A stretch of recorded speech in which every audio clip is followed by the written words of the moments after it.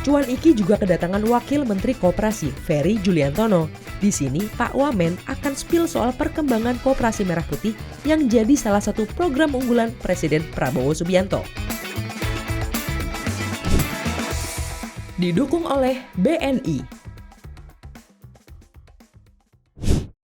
Don Cuan kedatangan tamu Wakil Menteri Koperasi Pak Ferry Juliantono. Ini kita ngomong masalah ekonominya, jangan ekonomi yang kelas tinggi nih, ekonomi kerakyatan aja.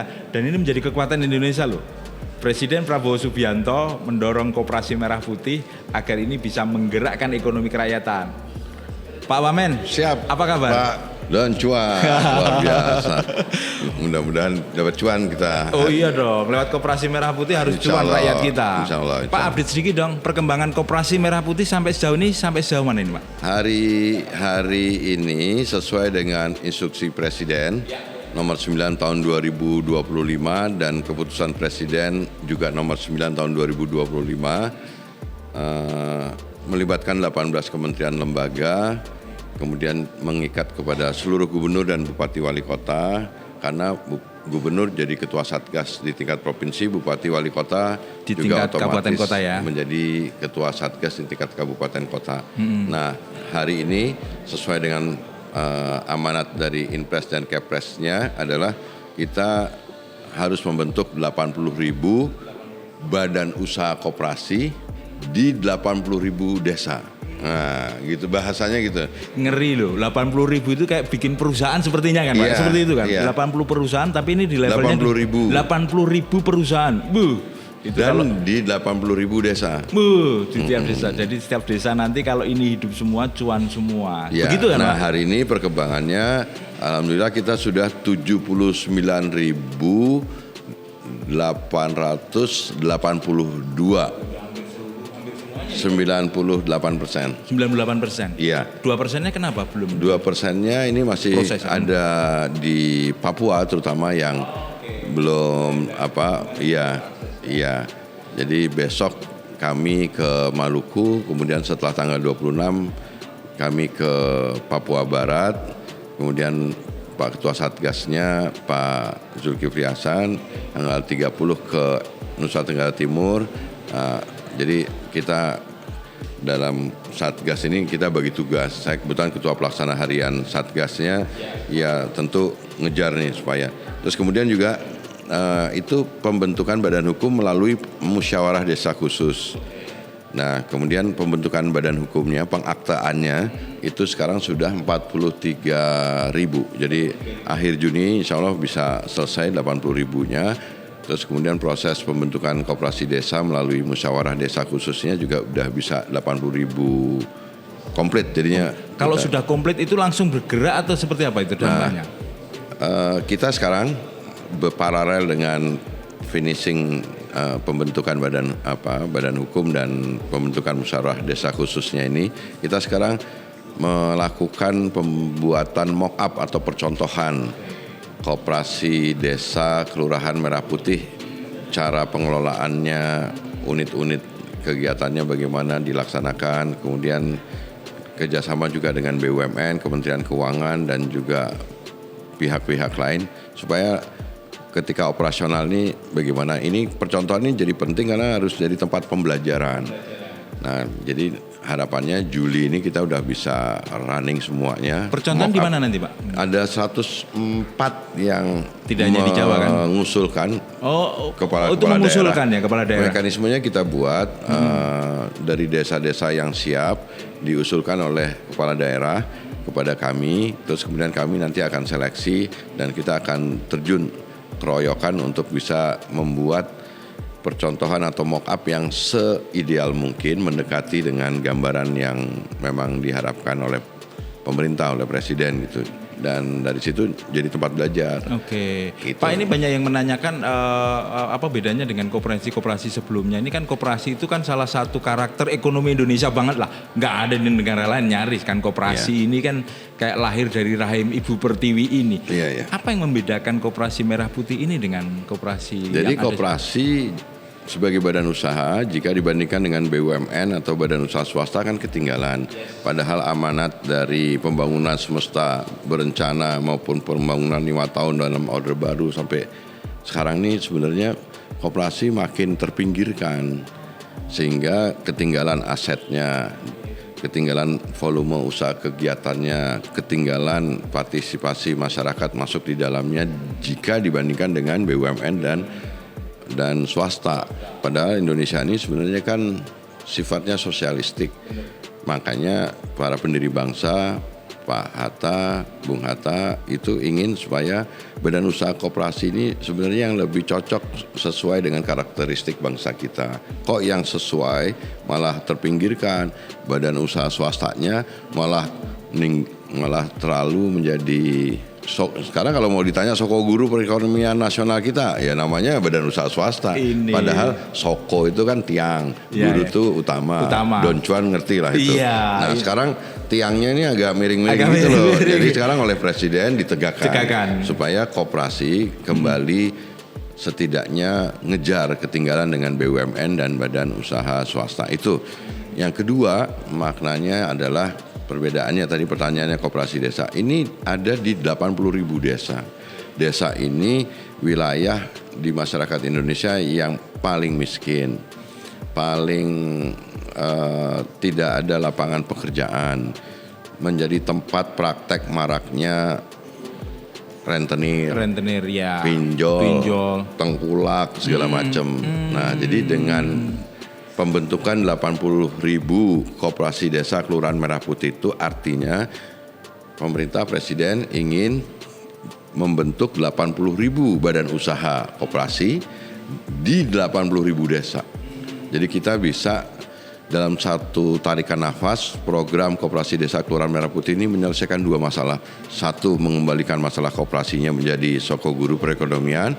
Yang kedua adalah menyelesaikan 80.000 desa yang masih miskin, minim akses, kemudian tidak ada lapangan pekerjaan dan maraknya praktek rentenir dan pinjol gitu. Jadi nah ini memang koperasi desanya bedanya lagi yang lebih spesifik adalah ada sebagian masyarakat menilai ini kok top down. Ini enggak top down. Ini yang top down itu gagasan presidennya membentuk 80.000 koperasi desa Kelurahan Merah Putih. Yang top down itu instruksi presiden, keputusan presiden, peraturan menteri, surat edaran dari masing-masing kementerian, itu top down. Tapi proses pembentukan koperasi desa dan kelurahannya melalui musyawarah desa. Sehingga seluruh unsur-unsur yang terbaik yang ada di masyarakat desa atau kelurahan itu bisa terakomodir di dalam kepengurusan koperasi ini. Jadi menarik ini nggak top down ini posisinya tetap memegang prinsip-prinsip koperasi. Tapi saya setuju Pak ketika tadi Pak Wamen menjelaskan bahwa Soko Gurunya agak miring dikit ini harus ditegakkan lagi.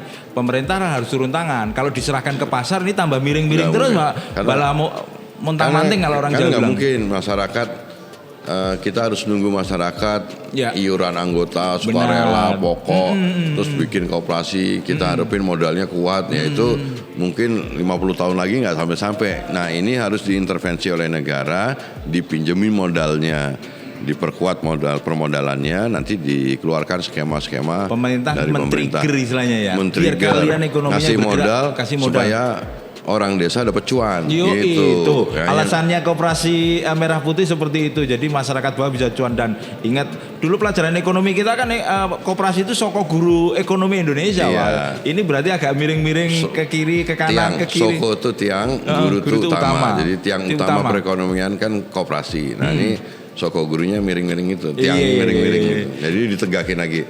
Supaya bangunan rumah Indonesianya bener tegak lagi. Bener-bener tegak kapan ini Pak? Tahun depan atau? Saya rasa kalau tahap pembentukan ini selesai, Juli kan rencana Presiden akan mengumumkan di Hari Koperasi Nasional tanggal 12 Juli.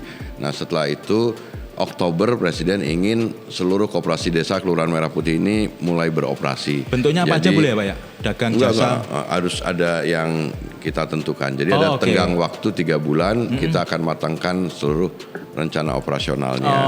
Nanti baru setelah Oktober mulai running operasional kita evaluasi 6 bulan setelah itu manfaatnya seberapa besar, kemudian multiplier efeknya seberapa besar dan lain sebagainya. Nah, kalau tadi pertanyaannya apa namanya tadi? Koperasinya jenis apa? Jenisnya kan yang pertama tentu ada kegiatan kantor koperasinya. Yang kedua ada kegiatan simpan pinjamnya. Ketiga ada kegiatan toko atau gerai. Kemudian ada klinik dan apotek desa. Kemudian ada gudang. Nah, berikutnya terakhir ada kegiatan logistik.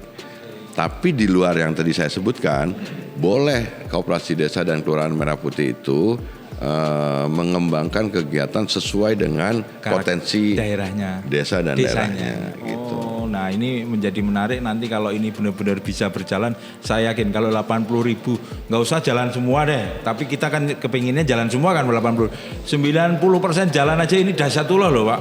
Ini luar biasa loh. Yang terutama yang menarik adalah kita menemukan fakta di desa. Kalau ini 80.000 desa adalah hampir seluruh desa di Indonesia. Desa di Indonesia itu 83.000. Jadi ini bisa dianggap merepresentasikan hampir seluruh desa. Itu akan kita aliri akses, uang dan lain sebagainya. Harapannya akan muncul pertumbuhan ekonomi di desa-desa. Tapi saya sedang nanti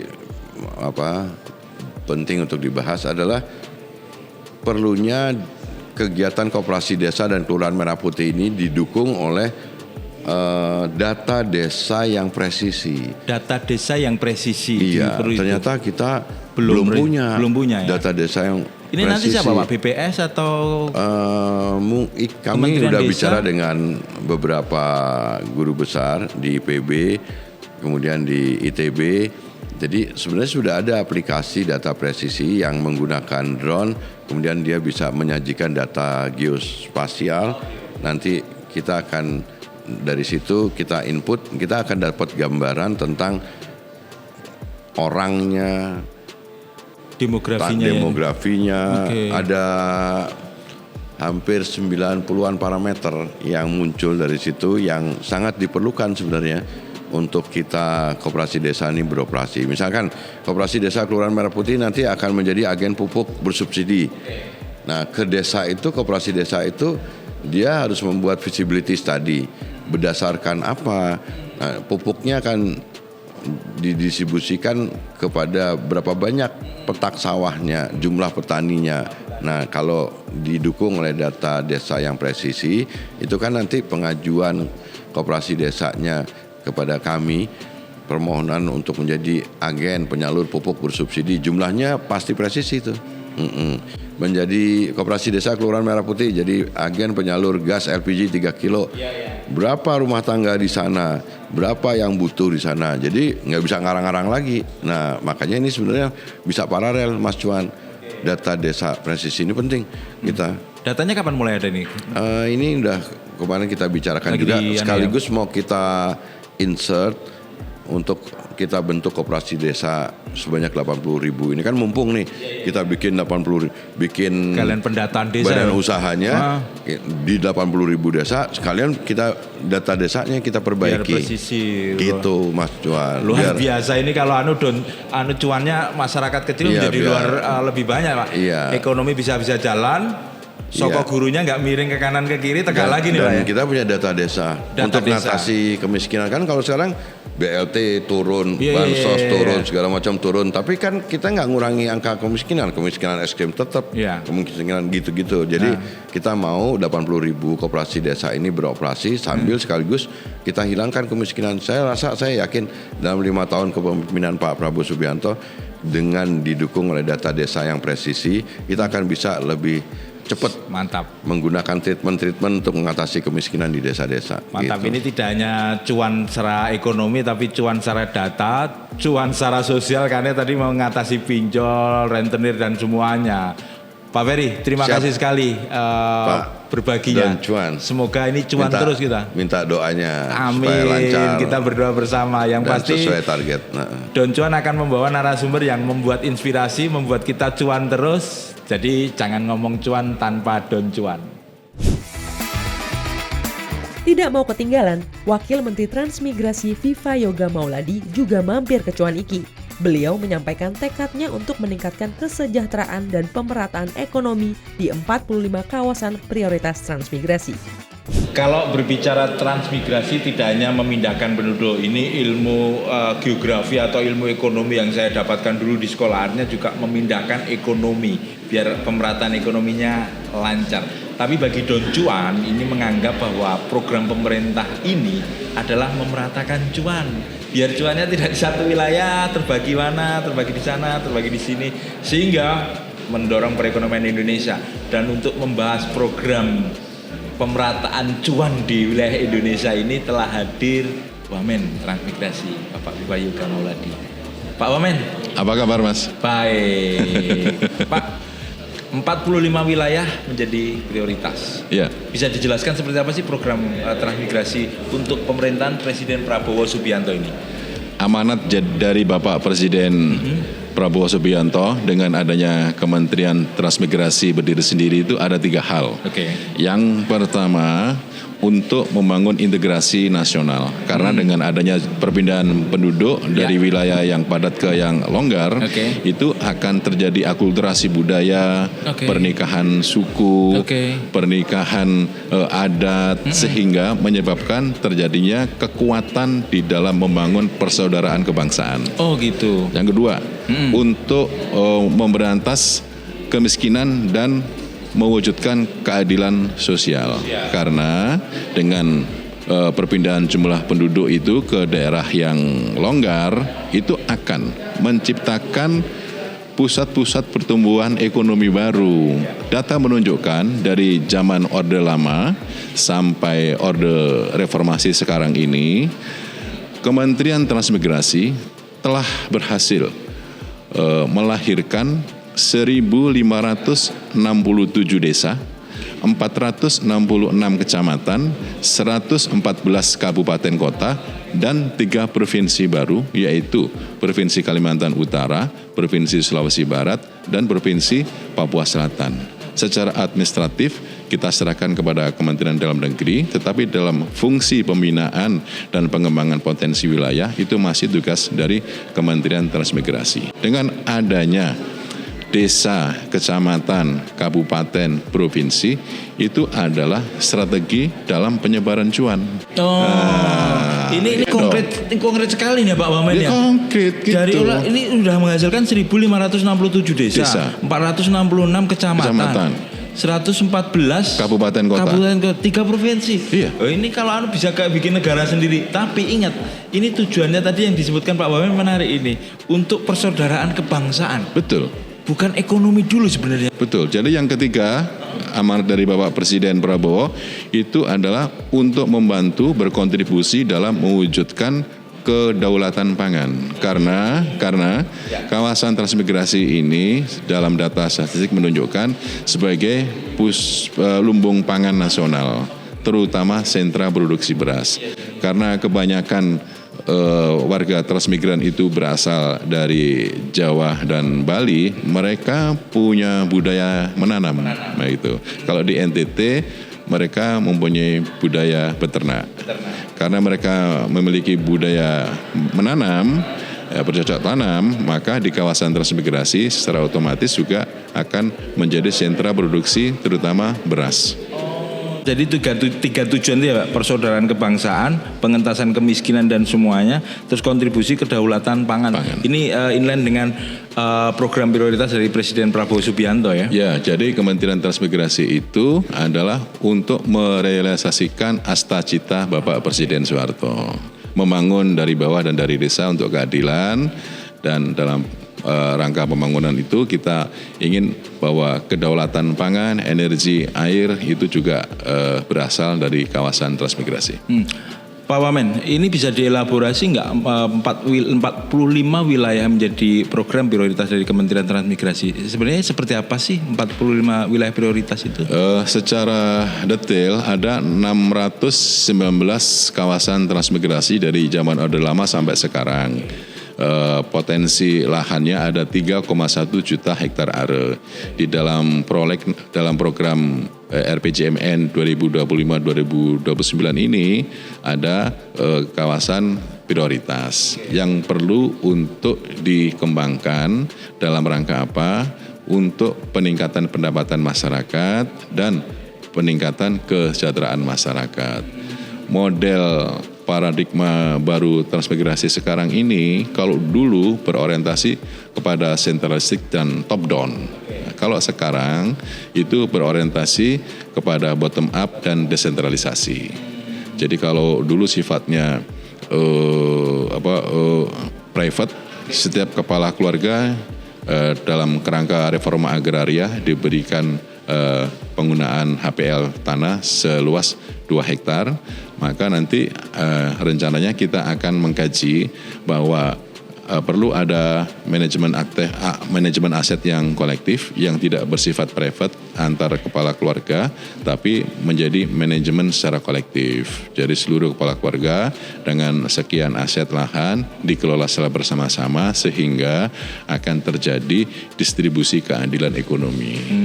Distribusi keadilan ekonomi, distribusi cuan yang merata, sehingga pertumbuhannya tidak hanya di wilayah-wilayah itu aja, wilayah lain berhak untuk mendapatkan cuan-cuan ekonomi. Bayangkan kalau kemudian di wilayah-wilayah yang longgar tidak ada penduduknya, tidak ada program transmigrasi, potensi untuk hilang terjadi aneksasi kependudukan itu akan besar. Makanya program transmigrasi ini menjadi program untuk merekatkan nilai kebangsaan. Merekatkan nilai kebangsaan. Pulau Sipadan Sikitan tidak ada warga Indonesia.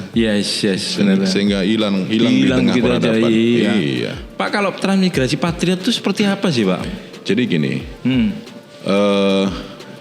Transmigrasi patriot itu adalah transmigrasi yang dilakukan oleh sumber daya manusia yang masih muda, punya jiwa patriot yang unggul, terutama para mahasiswa yang nanti akan kita terjunkan ke kawasan transmigrasi tertentu.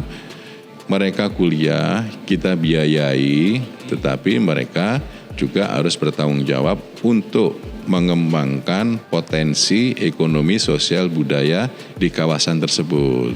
Gitu. Karena gini, karena untuk meningkatkan pertumbuhan ekonomi secara eskalatif dibutuhkan sumber daya manusia yang terampil, yang punya inovasi, yang punya pemikiran jauh ke depan gitu. Tapi kita akan juga tetap untuk mengirimkan transmigrasi reguler karena di tahun 2024 Desember kita hanya mampu memberangkatkan transmigrasi sebanyak 121 kepala keluarga. Padahal yang mendaftar itu ada potensi mendaftar animonya 7.000 kepala keluarga. Itu animonya besar ya Pak? Besar, karena keterbatasan cuan Pak. Gitu. Saya pikir pemerintah nunjuk atau apa gitu enggak? Itu tidak. Memang dibuka untuk daftar gitu? Dibuka, iya. Secara sukarela. Sukarela ya? Iya, secara sukarela melalui program pemerintah. Tapi kalau ada yang merantau, yang tidak terdaftar bahwa dia sebagai calon transmigrasi dia namanya urbanisasi. Urbanisasi iya, daripada urbanisasi jelas ini ikut program pemerintah ya Pak. Iya, terus ke daerah yang mempunyai potensi. Nah, diberikan lahan. Orang itu selama ini kan melihat udah gede dulu baru malah itu kesempatannya kecil untuk berkembang kan Pak. Iya. Tapi kalau melihat potensi di situ besar dan kompetisinya masih kecil, dia jadi pionir ini luar biasa ini. Kita menginginkan sekarang ini di titik-titik kawasan transmigrasi untuk mengembangkan potensi ekonomi. Apa saja potensi ekonomi yang unggul di sana nanti akan kita prioritaskan dan akan kita kerjasamakan dengan pihak swasta, corporate, dengan pelaku usaha sehingga apa? Pusat pertumbuhan ekonomi itu akan semakin eskalatif terjadi di titik-titik di kawasan transmigrasi. Artinya nanti kalau transmigrasi tidak berkonotasi hanya sekedar pertanian, Pak? Atau tidak. Sekarang ini yang sudah terjadi, misalnya di Sulawesi Barat. Itu para transmigrannya di daerah pesisir pantai, para nelayan. Oh, nelayan. Iya, dan itu sudah terjadi. Bukan hanya di sektor pertanian, tetapi juga maritim nelayan, peternakan, perkebunan gitu. Jadi tergantung kepada kebutuhan dari pemerintah daerahnya. Karena sekarang ini beberapa kepala daerah seperti di Halmahera Selatan, Siak dan lain sebagainya datang ke kantor Kementerian Transmigrasi sudah menyediakan tanah agar mereka ditempatkan para warga transmigran baru di daerah asal tertentu dalam rangka apa? Untuk membuka lahan baru agar tumbuh kawasan ekonomi yang baru, di kabupaten tersebut. Oh, oke. Gitu, Pak. Pak, kalau tadi di Desember 2024 peminatnya sampai 7.000. Sampai sekarang di 2025 sudah berapa, Pak? Nah, ini belum kita data. Belum data, Saya rasa dengan adanya kementerian yang baru akan semakin meningkat. Terus peminatnya Transmigrasi Patriot tadi gimana nih, Pak? Ya, sekarang ini sedang kita selesaikan finalisasi untuk kebijakan. Kita sudah bekerja sama dengan universitas-universitas unggul di Indonesia, dengan UI, ITB, IPB, Undip, ITS, UGM, dan lain sebagainya. Juga dengan universitas di kawasan transmigrasi untuk tempat pembelajaran jarak jauh. Dan akan kita realisasikan tahun depan. Tapi kemudian kita akan berusaha agar kalau dalam proses persiapan ini tidak ada masalah dan tentu para pendaftaran juga akan semakin banyak. Nanti akan kita seleksi terutama para calon-calon transmigrasi patriot itu harus memiliki syarat. Satu, harus berjiwa patriot. Harus out of the box, ya kan, harus keluar dari zona nyaman. Berjiwa patriot gitu. Jangan berorientasi setelah lulus menjadi pegawai ASN. Jangan dong. Tidak boleh begitu, ya kan. Karena memang tujuan awalnya tadi dia untuk harus menjadi pionir. Ya, dia harus menjadi entrepreneur agar cuannya banyak. Oh iya, ini yang penting. Jadi transmigrasi ini adalah pemerataan cuan yang ada di Indonesia karena selama ini pemerintah menganggap cuannya hanya di wilayah-wilayah tertentu, padahal Indonesia begitu luas. Dan satu lagi menarik, saya tertarik dengan kalimat persaudaraan kebangsaan ini, wah terharu. Jadi kalau teman-teman yang pengen transmigrasi jangan sekedar pengen cari penghasilan, tapi ini ada tujuan-tujuan mulia untuk bangsa Indonesia loh. Kalian harus berjiwa patriot, begitu ya kira-kira, Pak ya? Betul. Dan cuannya bisa merata.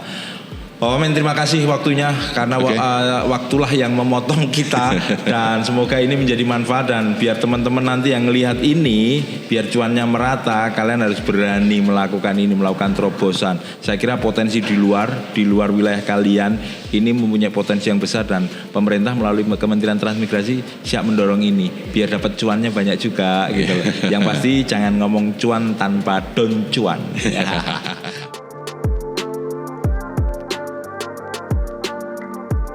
Didukung oleh BNI.